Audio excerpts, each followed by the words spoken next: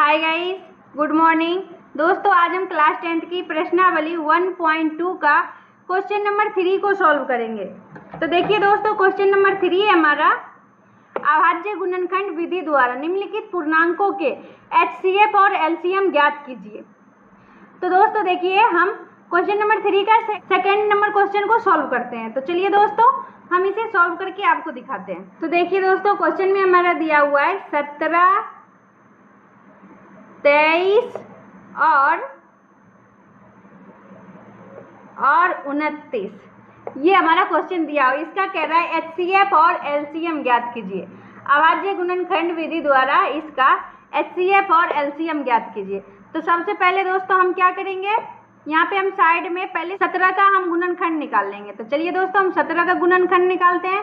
तो 17 किसी संख्या से तो नहीं लग रहा, एक ही बार ये 17 से लगेगा। तो 17 को हम लगा देंगे 17 से, तो 17 इकाई 17।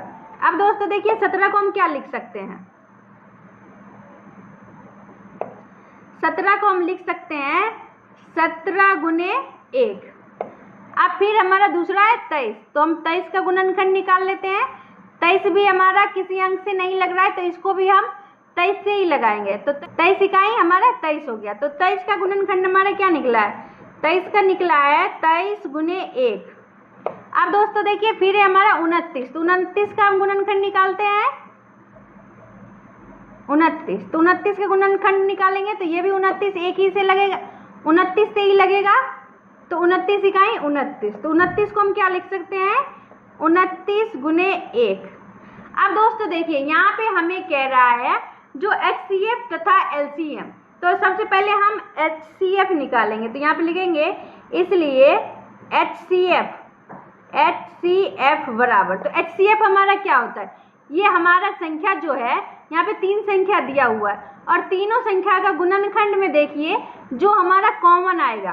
तो इसमें हमारा 17 तो कॉमन नहीं आएगा, 23 नहीं, क्योंकि ऊपर वाले में 17 है, नीचे वाले दोनों में नहीं है। तो हमारा ये तीनों में देखना है जो हमें कौन सी संख्या सेम है। तो सेम संख्या जो है वो हमारा क्या है, 1 है। तो हम यहाँ पे क्या लिख लेंगे, 1। तो HCF जो है वो हमारा 1 आ चुका है। अब दोस्तों देखिए, हमें क्वेश्चन में HCF तथा LCM भी कह रहा है निकालने के लिए, तो हम इसका LCM निकाल लेंगे। तो चलिए दोस्तों, हम LCM निकालते हैं।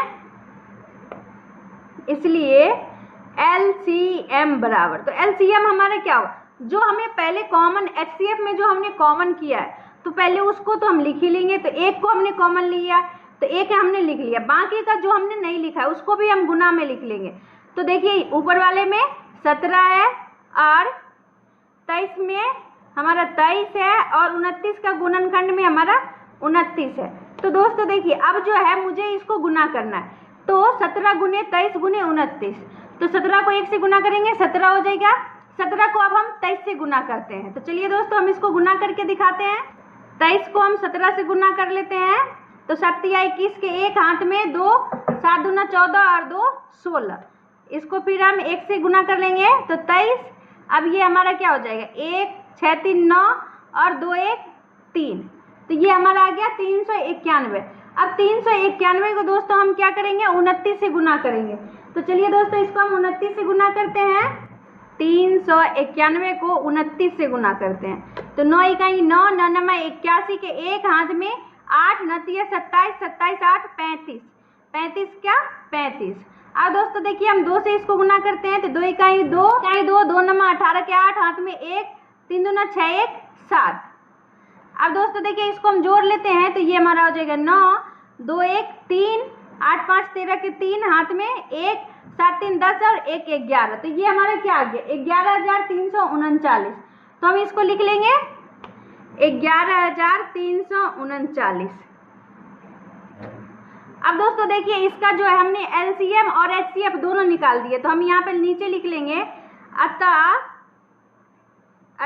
17 23 और 29 का HCF बराबर 1 तथा LCM बराबर 11,339 है। तो अगर ये वीडियो आपको पसंद आई हो तो लाइक एंड सब्सक्राइब जरूर करें दोस्तों। बाय।